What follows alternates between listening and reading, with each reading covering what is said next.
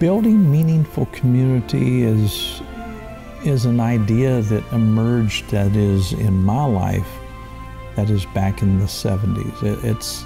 It's a construct. It's something that you can work with. It's about turning to each other, not against each other. It's about taking a functional approach.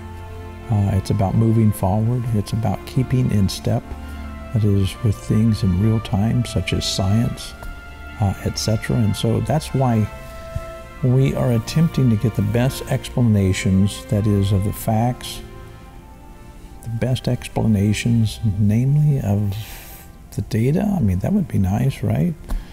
We want the best explanations of what's really going on in people's lives and who they are. We want to get along. We want to see goodness be the best it ever could be, that is, in our lives and others. After another round of golf, Jones said, "When people lack honesty in acquisition, analysis, and transmission, they tend to distort what is true. And unfortunately, this is done in a variety of ways. Intellectual honesty isn't something that you are born with. It has to be developed." Cotton argued that intellectual honesty reflects one's commitment to pursue truth while resisting its two most insidious enemies, propaganda and logical fallacies. With that said, let's explore what Tucker Carlson and Vivek Ramaswamy put on the table of conversation that is within their circle of discourse. The first Republican debate of the season is less than a week away. It's next Wednesday in Milwaukee. We have no idea what's going to happen there, of course. But one prediction we can confidently make is that a man called Vivek Ramaswamy is likely to make an impression, a political outsider with a complicated name who is unaccountably rising in the polls. Who is this guy? Is he a BS artist? Is he for real? We just sat down with him for an hour and found him one of the best versed voices in policy we've talked to in a long time. That was a surprise. This is a conversation worth watching. Here it is. Vivek, thanks for joining us. It's good to be here. So you, the other day, made a comment about 9/11 in which you suggested that the U.S. government had not been wholly forthcoming about what happened that day, that there had been lying by the federal bureaucracies. That seems obviously true. The response was unbelievable. It was immediate. You were attacked as a conspiracy monger, as a lunatic, but not just by the left, also by the goons at the Wall Street Journal editorial page. Wrote a whole piece about how you disqualified yourself by even asking that question. What were you saying, and why was the reaction as fierce as it was, do you think? It was fascinating, Tucker. I've had many of these moments in the campaign where they said, this is the campaign ender. This is over. He just blew it. This is one of them. So this is like the fourth or fifth of those. But what was interesting about it was, right, this was not a left-wing chorus, right? This was mostly actually a right-leaning chorus. And Mike Pence, and he was deeply disappointed. Chris Murphy, this Democratic senator guy, says something very similar to Mike Pence. And so it's fascinating. It says there's something going on here. So in fairness, Tucker, I didn't suggest it. I explicitly said that the government absolutely lied to us. The 9/11 Commission lied. The FBI lied. Now, is this a core point of my campaign? No, it's not. I actually went on a comedy show where some guy asked me, was the moon landing fake? I said, I think it was real. Then he asked me, did the government tell us the truth about 9/11? I said, no, they did not. So in response to a question, I'm going to answer honestly. Yeah. And the thing I had in mind was the facts. There's this guy, al-Bayoumi. Now, rewind back to 9/11 and the pre-9/11 day. Think of how ludicrous this story is. A 42-year-old graduate student, and there's nothing wrong with being 42 and going back to school. My dad went back to school much later in life, but he's a 42-year-old graduate student who receives the two of the terrorists who flew planes into buildings in the United States of America not that long later, receives them at the airport in LA, takes them to his house, spends lots of time with them, integrates them into the community. But the account for what he said happened was he met them randomly at the airport. That doesn't make much sense on the face. Just kind of happened to be at LAX and no, exactly. You guys from and hey, Saudi. You know, you look like guys we might get along with, and then suddenly become fast friends at the airport, so much so that he takes them up. It's just a little suspicious. But hey, the 9/11 Commission and the FBI looked into it, and at the time they said his account is accurate. Yeah, it sounds legit. It sounds super legit, right? Now, there was some hanging out at LAX. Now, these guys came from Saudi Arabia. Does this guy who received them have any ties to Saudi Arabia? That's where they landed. But now, 20 years later, in 2021 and 2022, the FBI quietly declassifies documents. And they have to. 20 years later is the deadline. That suggests that, oh, wait a minute. They did know, actually, that this guy was a Saudi intelligence operative. Interesting how that works. Just slips that right under there 20 years later. Now, there are real consequences for this right now because there's a federal case of families of victims on 9/11 that want accountability, that are determining answers. So they're suing the Saudi government. And the case turns on whether or not this is true. Because those attackers were from Saudi Arabia. The Bush administration, you'd have the 9/11 Commission, bipartisan. You have the fact of the FBI, CIA, everybody saying that, no, this guy was really just acting independently here. But now we say is a Saudi intelligence operative. There's really the question of whether the Saudi Arabia owes damages to these families. So this is a relevant question. So is this the main point I'm focused on in my campaign? No, I'm not. We have to focus on the future of the country. But if I'm asked a question and I answer honestly based on the facts, I don't think they would have come for me if this was false, if this was ludicrous. Of course. Lying is never punished. Lying is never punished. But it's speaking the truths you're not supposed to speak. That's what actually attracts the immune response, the anaphylaxis. But why? I mean, you made I thought, a really wonderful point in one of your responses to this, in which you said it's not okay for the government to lie to us, period, in a democracy. It's poison, and it corrodes the system that we revere, democracy. So, but why would the Wall Street Journal take time out of its busy schedule of defending low capital gains taxes to attack you over this? What's interesting is I think that there's a bipartisan consensus in this country right now that we, the people, we can't handle the truth. Yeah. It's like Jack Nicholson at the end of the movie, right? Yes. You can't handle the truth. You need me on that wall. My basic view in this campaign is no, we don't need you on that wall. And yes, we can handle the truth. COVID-19, what was the origin? What did we know about the vaccines before we mandated them? What did we know about Hunter Biden's dealings before we systematically suppressed that story? What do we know about the truth of what happened on January 6th? What do we know about that Nashville shooter manifesto, the transgender individual who shot up a bunch of people in a Christian school? That's why I went to Nashville not that long ago, because Bill Lee, a Republican governor of Tennessee, now wants to pass a red flag law in Tennessee without releasing that manifesto. The whole point is the public can't handle the truth. And so I had offline discussions. I mean, we're talking with, big donors in the Republican Party, big folks in media, executives and otherwise, who said, hey, listen, okay, even if what you're saying is true, this is not helping you. You say, why is that the first question that should go through my mind, right? I mean, personally, I think the way I'm running this campaign is I'm not thinking about what's helping me or not before I say it. So far, at least that approach does seem to be helping me. Yes. We're doing all right.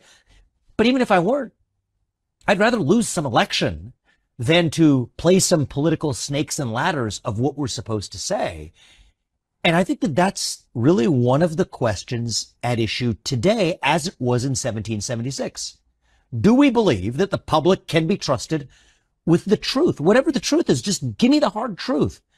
I mean, I have a friend of mine, her father died recently. She talked about actually her experience of her father having heart attacks even when she was a kid. He went on to live as far as he did. But she said the one thing she just wanted from the doctors, from her dad, et cetera, is, she's 12 years old at the time.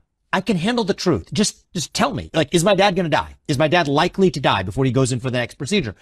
Don't just tell me he's going to live because you think that's what I need to hear. Just tell me the truth and I can handle the truth. I think most of us are this way. I think we as free human beings, what makes us human beings and not animals is the belief that we can believe in something bigger than ourselves and that we can handle the truth from those who are in power. And I think that's the moment we live in today. It was the moment of the American Revolution that we, the people, can be trusted. And I think we now live in a moment where the government, and not just the government, but a broader establishment in our country, believes that citizens of this nation cannot be trusted with the truth. So when you describe the way that people who run the country feel about voters, you're describing the way parents treat small children. That's right. That's right. I think that that's actually worth understanding because there's one school of thought that says the government and the people in charge are fundamentally hostile to the people. If only it were so easy, actually. I think the reality of what's going on is far more dangerous, where the people who are in charge have actually what they think of as a benevolent view of the people, that we're doing what's actually right for you, for me, for the populace at large. And then if you look at this throughout history, Tucker, for most of human history, that's how it's been done. For most of human history, before 1776 in the old world, the vision was the people cannot be trusted to sort out their own differences. One person, one vote? That's such a laughable idea. It has to be church leaders and labor leaders and business leaders that decide in the back of palace halls what's right for the rest of society at large. And then we had this weird departure in 1776 that said, no.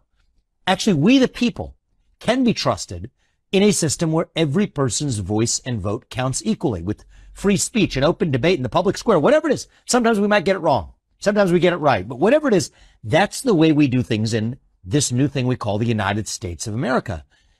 But then every once in a while, and we're in one of those moments, that ugly monster rears its head again that says, no.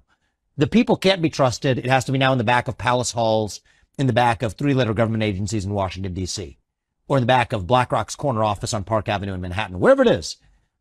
It's that the enlightened have to make sure that the public is protected from the truth, just like a parent protects a child. And I think it's that parental instinct. It's not the kidnapper's instinct, right? It's not the guy who wants to, kidnap and kill the child. No, it's actually almost what they think of as being the instinct of a parent who's doing for you what's better for you than you know for yourself. And I think that's what gives it actual staying power, because it's not what somebody thinks of as evil who's committing evil. They think of it as actually a moral obligation to the public, which explains the bipartisan nature of when somebody speaks the truth about what really happened on 9/11. No, hush, keep that under the rug, because Republican or Democrat, we know that the people can't be trusted for that. It's not good for the people. The children are listening. Lower your voice. The kids are listening. Yeah. Do you get the sense as you travel the country, talk to people, speak, that we're on it feels like we're on the cusp of chaos? I think we're on the cusp of something. I'd like to think of it as a revolution, in a positive sense of that word. I think that, I try to be an optimist at times. But you feel like this is... Oh, there's something going on. I mean, I think we're like in a 1775, spring of 1776 moment in this country, actually. I think that people are hungry. Now, the form I want to see it play out in is reviving those shared ideals that unite us, that set the nation into motion in 1776, that I think are innate to our nature as human beings, as Americans. I think that there's a hunger for a revival of those ideals. That's where we are, but there's a lot of ways that energy could go. The way I would like to play my small role in helping channel that energy, it's not all going to be done by the U.S. president, but there's a role to play, is to channel that energy towards a positive revival of that which unites us across our diverse attributes or divides. But if it doesn't go that way, there's a dam that's going to break and the river's going to go somewhere. I hope it leads towards a national revival rather than, other places where this could go. How concerned are you about a real economic reset in the next year? Quite concerned. I think that 2024 is going to be a year where it's not going to take a lot of guts for me to make this prediction, because I'll tell you why it's easy to make. We're on the cusp of a major economic downturn next year.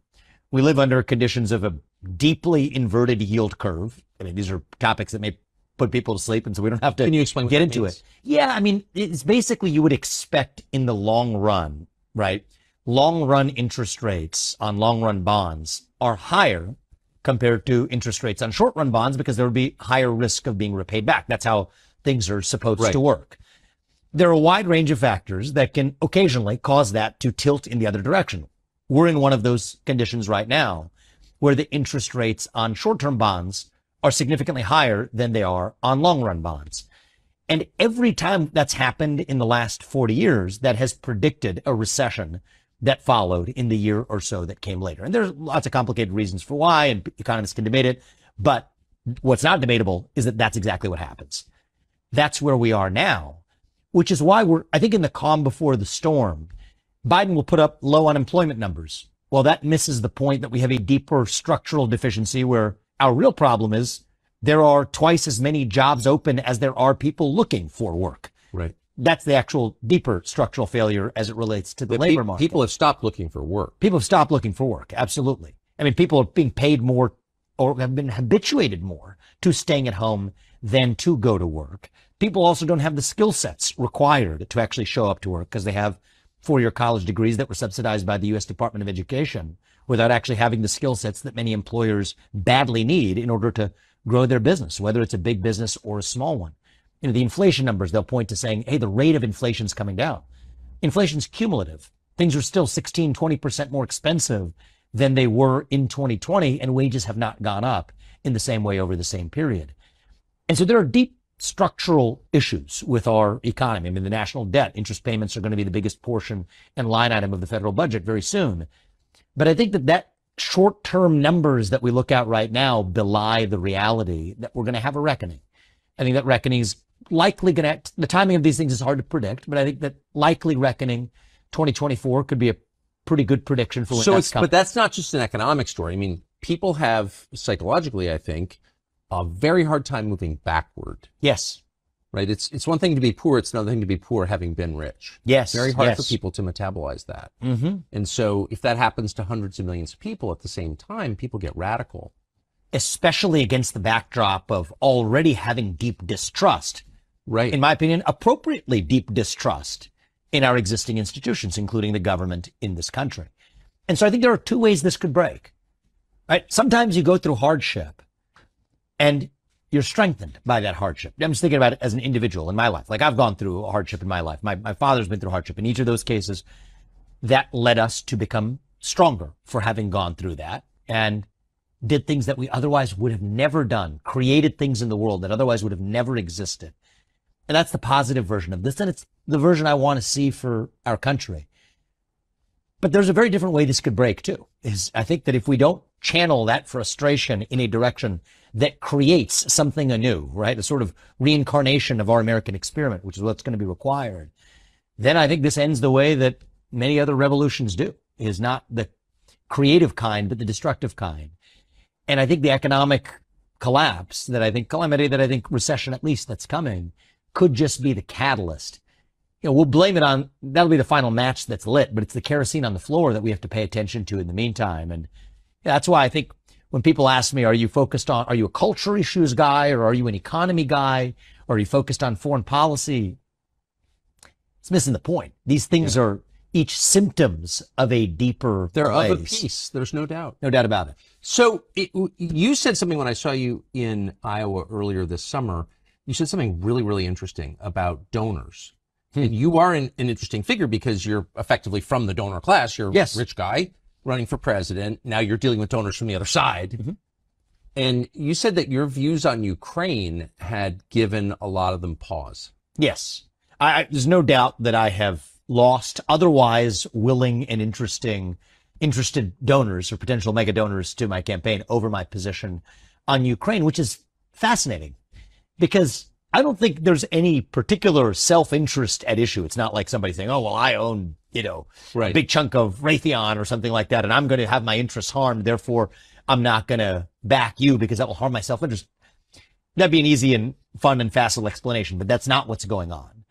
I think there is a deeper bipartisan institutional consensus, the same consensus that said we can't be told the truth about 9/11, that effectively says that we can't confront some of the same facts about Ukraine. And I try not to be reactive, Tucker, because it is a natural impulse where, of course, at least the way I'm wired is, if somebody tells you not to do something, there's almost a natural temptation to go in that direction. Right. So I would like to think, and I believe my position here is grounded in fact and not that reactive emotion, but it's interesting that it makes me doubly committed to making sure that I'm really speaking the truth about what's going on here, at least because it means that the rest of the field absolutely is not. Right. I mean, the rest of that's kind of the entire Republican field, not one of them. I mean, Donald Trump, we could say he wants to end the war. He hasn't said exactly how, but save for Trump, right? Nobody on the debate stage, certainly for the Republican Party, has a principled position on Ukraine, partly because they understand those are the directions they've been given. So you think it's interesting because there are a couple of fairly smart, I know them, people running for president right now in the Republican field whose positions on Ukraine are like idiotic or indiscernible. Right. They don't even make sense. Some are idiotic. The idiotic one is just we have to arm them to the teeth, give them as much money as possible because we stand with Ukraine. The indiscernible ones are the ones where they'll tell you one thing and then they'll tell their donors one thing and then they don't know where they actually stand because they're being buffeted. But that's the effect of donor pressure. Right It there. is. It really is. It really is. Absolutely. I mean, I think that there's, I think there's finger in wind candidates, and I think that that exists. So there's finger in wind candidates on Ukraine, but I think that there are also separately candidates who just believe that this is the way that we do things in the United States of America. We don't stop until we have taken down what we have decided is our enemy, forgetting that the USSR doesn't exist anymore and believe that that's the only source of victory. And so my view, I start from a different premise, and there's pros and cons, right? On one hand, I don't have national ads running because my super PAC the super PAC affiliated with me is tiny compared to those affiliated with, other candidates in this race that have television ads blaring and lifting their numbers up in the polls because they're buying a bunch of TV ads. The flip side is I'm unconstrained by what I'm able to say. And that allows me to speak truth that a lot of people in this country recognize to be the truth, which is that we have no discernible national interest at issue in Ukraine. The truth is that as much as we will fetishize and debate the 1994 Budapest Memorandum, which the U.S. wrote, UK and Russia were also parties to it with Ukraine, which I believe we have more than fulfilled our obligations. You don't hear a peep about James Baker's 1990 commitment, his not 1 inch commitment to the NATO wouldn't expand 1 inch beyond Germany. No discussion of that.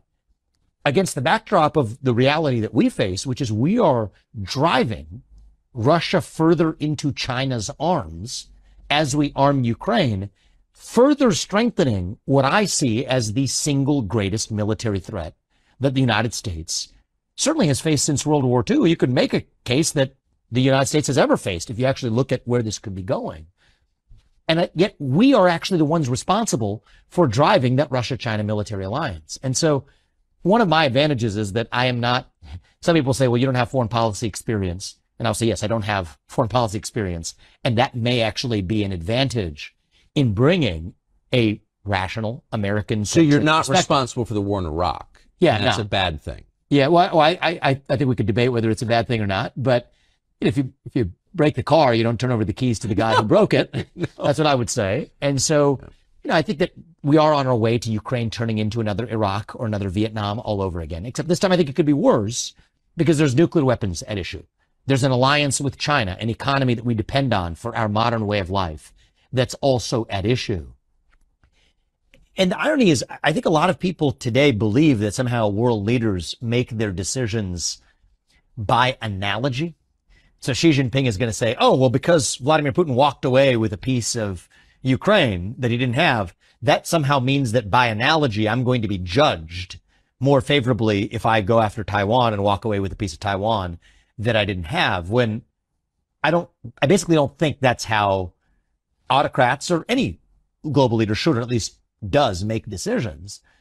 To the contrary, I think what's actually more likely to happen is we're going to put Xi Jinping in a more likely position to go after Taiwan sooner because he knows that Russia's in his camp because they're in a more solid alliance. There's nothing the United States about it. Yeah, on Taiwan, you mean? Yeah.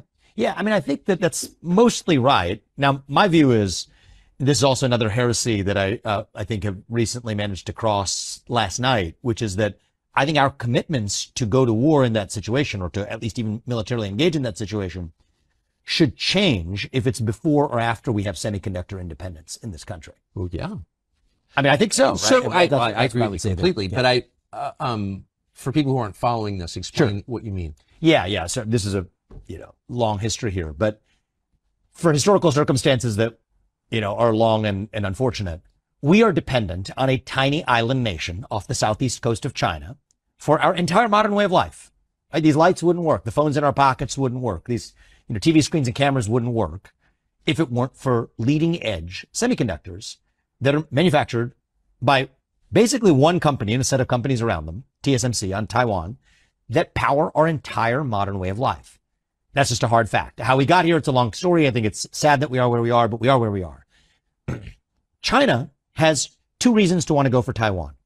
Okay. One is a nationalistic reason, which is that back in 1949, they had this complicated civil war. Chiang Kai-shek, went to Taiwan and claimed that that was actually where the real Republic of China was based. And Mao Zedong said, no, it's the Communist Party of China out of Beijing. And for the longest time, actually, the U.S. and the UN recognized actually the real China as being run out of Taipei, but at some point along the way switched to saying, no, it's actually run out of Beijing. And so there's this nationalistic thing going on that's super complicated history over there. But there's a more modern motivation for Xi Jinping, which is, wait a minute.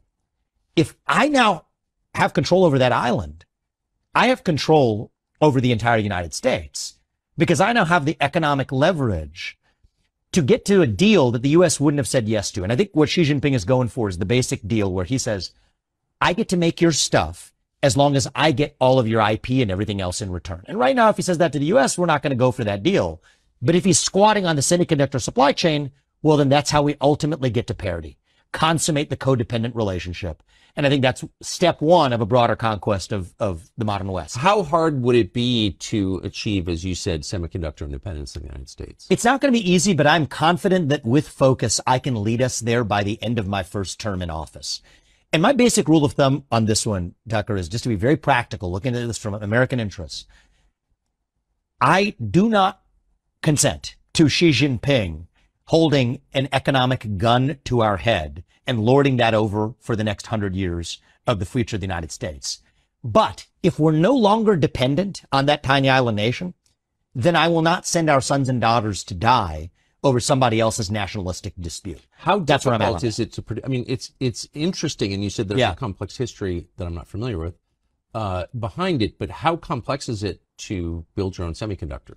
It's complicated because a lot of it relies on know-how. So it's not just raw production capability, but it's the know-how of how you actually make it. And so I think that requires pulling people from, TSMC in Taiwan to the United States. And I think that that's something that we should be intensely focused on right now.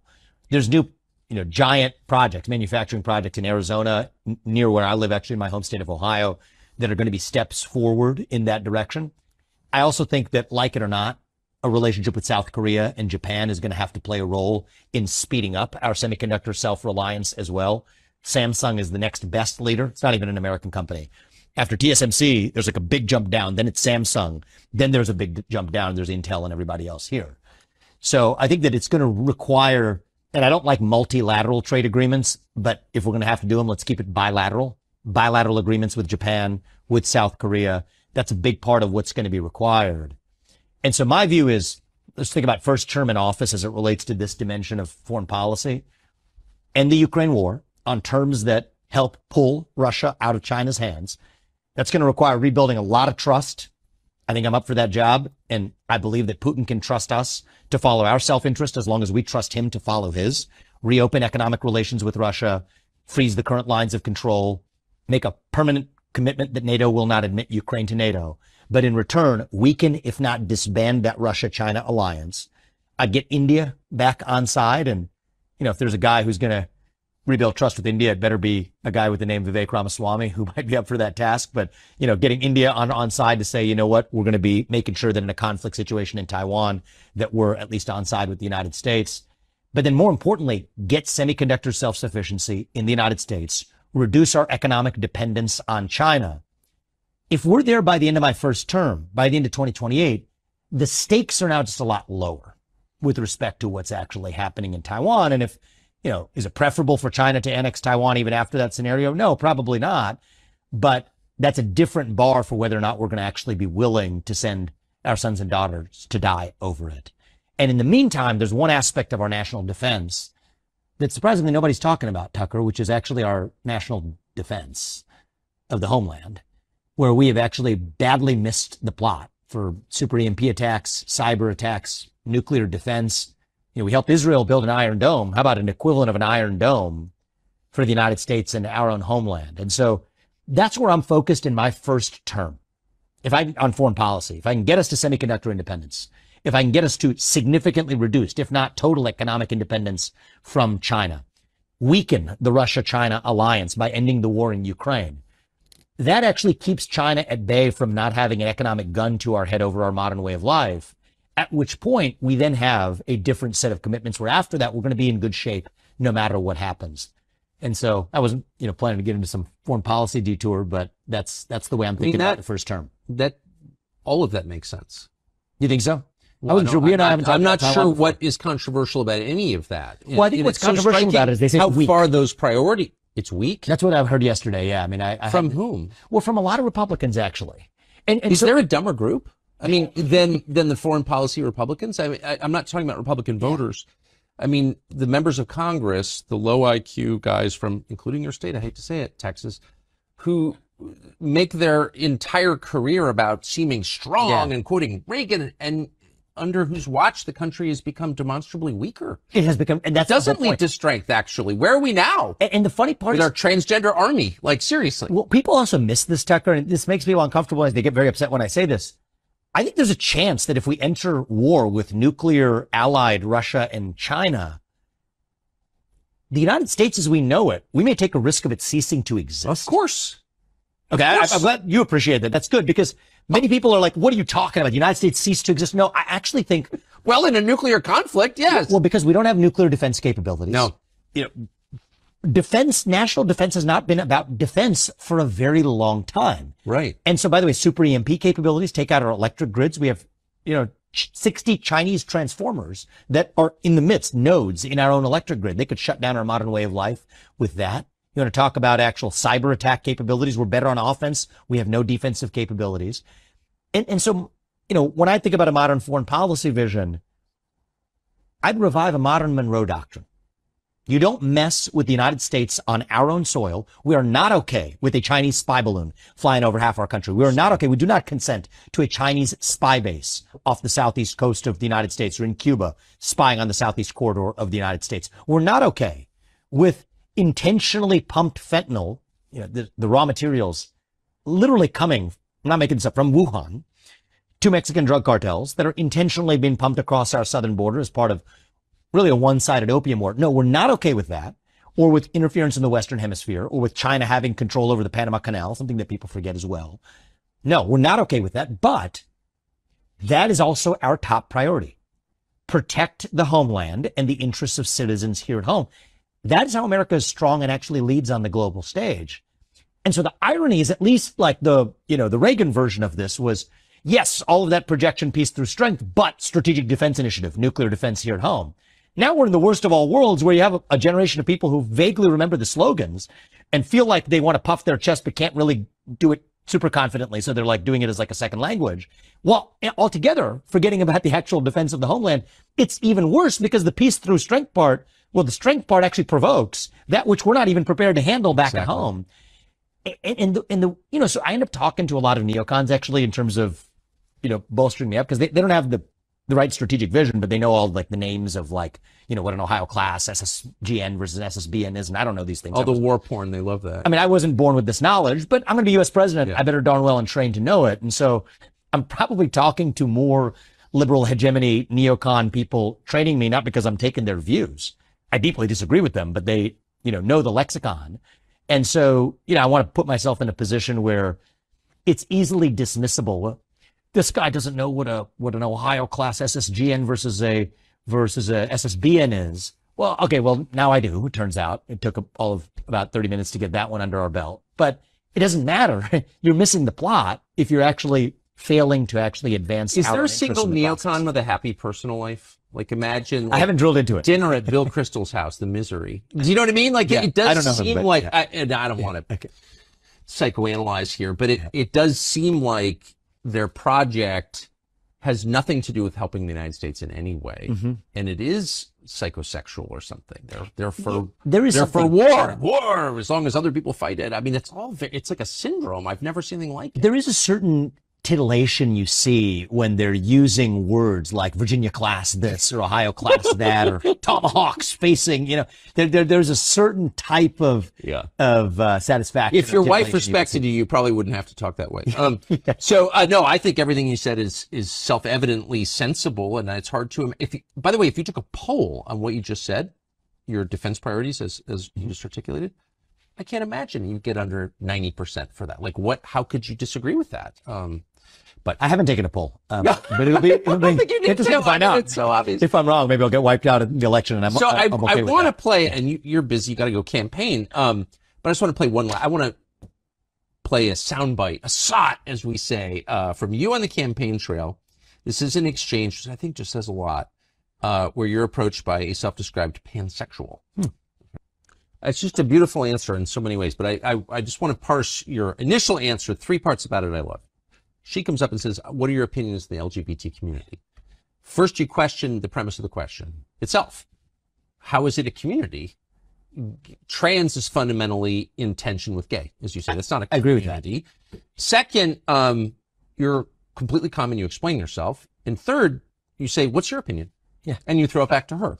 But to the first thing, trans is fundamentally in tension with gay. I have not heard anybody say that in public. What do you mean? Well, I mean, first of all, it's just starting with the L and the G. Most lesbians don't like gay men and vice versa. But then now you keep adding. I don't think you can say that. It's too true. And you sort of like further start playing this out. Right. Trans is this totally weird separate thing. That's like, so like, you're just like mashing this like alphabet soup just to create an us versus them destruction of modern order. Sorry, I should say I someone in the studio is nodding. Who would know? What you just said is true. It's the truth. I mean, really. And so, yeah, the truth is, let's just take, I mean, we could have a lot of fun with this one, but just take some of the suppositions here and see if this logically makes sense, right? Like one of the suppositions in the gay rights movement, which, you know, I'm totally open to this, but it's just partly of how we created gay rights in this country, is that the sex of the person you're attracted to is hardwired on the day you're born, even though there is no gay gene. Now, if you make it one movement, the LGBT movement, that's the same movement that also now says that your own sex is completely fluid over the course of your life, even though there is a definitive sex chromosome. Like, you can't believe these two things at the same time. They're fundamentally nonsensical. It's nonsensical.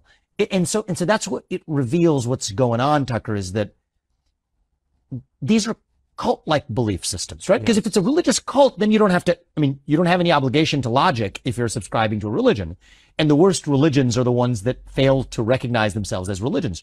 I think religion can be a great thing. You and I are both pro-religion, pro-faith, if we recognize that we're actually exercising faith.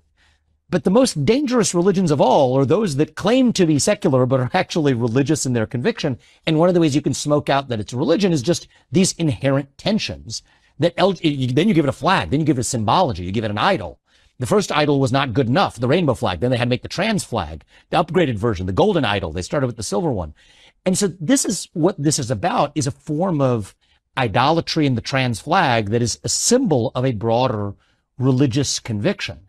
It's kind of the same thing you see in the climate movement, actually, is like, I kind of enjoy this because you get to the bottom of what's going on by exposing the illogic of it. Right? Like on the climate, there's a parallel for what's going on with LGBT with climate. You think two different issues. What are you talking about? Well, the same people who are antithetical to carbon emissions here in the United States are perfectly fine with shifting those carbon emissions to China, even though it was supposedly global warming that we're addressing. Or the same people who are hostile to carbon emissions are also hostile to nuclear energy, which is the most productive form of carbon-free energy production known to man. Again, you can't believe both of those things at once unless you're subscribing to a broader religious worldview. And I think that religion is actually, it's the same religion, whether it relates to the climate dogma, whether it relates to LGBTQIA plus-ism, whether it relates to racial wokeism. It's a broader vision that defines itself in opposition to the American vision, to the American way of life, that says we are individuals who are members of these units we call families which are embedded in the substructure of this thing we call a nation, and a nation which exists under the broader blessing of God. Individual, family, nation, God, that is one worldview. And the thing we're describing here is an alternative worldview grounded in race, in gender, in sexuality, in climate. And one of the things that I feel for some of the people who subscribe to this religion, I somewhat felt for this woman, right? She wasn't, there are others like her. There's another one actually at the Iowa State Fair who had similar beliefs that did not comport him or her or they self, whatever this individual was, in the same civil manner that this woman did. He had a cowbell and was ringing and was antithetical to having conversation. This woman, at least having a conversation, I kind of felt for her because what I saw in her eyes was she's not an evil person who's trying to be a crusader for some faith to put the other side out of business. Those people exist. She was just lost, actually. Right? I don't know if it was harder to see on the camera, but I was face to face with her, and when I see that, it's why I also thanked her. I said, thank you for being civil in your exchange, and I'll give you the same courtesy in return. I mean, she was early 20s, best my guess. She's lost. There's a void there. Yeah. Right? So I asked her the question back. There's a blank stare you get in a response. It's almost the same blank stare as if I ask most young people on a given day, what does it mean to be American? It's that same blank stare. That's the void. It's like a deer in the headlights. And I think that this is our moment, our duty, our job as leaders. It's the job of the next U.S. president. It might be the most important one of all. To fill that void with an answer to the question of, what does it mean to be an American? What does it mean to be you? What does it mean to be an individual rather than riding a tectonic plate of group identity? What does it mean to be a member of a family, a nuclear family with a mother and a father that by definition brought you into this world? What does that mean? What does it mean to be a citizen of this nation? Not some nebulous, vague global citizen fighting climate change. No, but a citizen of this nation on this land with these ideals. What does it mean to believe in God, to be a nation under God? I think that's our moment. And I believe that if we fill that void with an actual affirmative vision, we will dilute these other poisons to irrelevance. They are symptoms. They're symptoms of a deeper cancer. That cancer itself is a void, a black hole.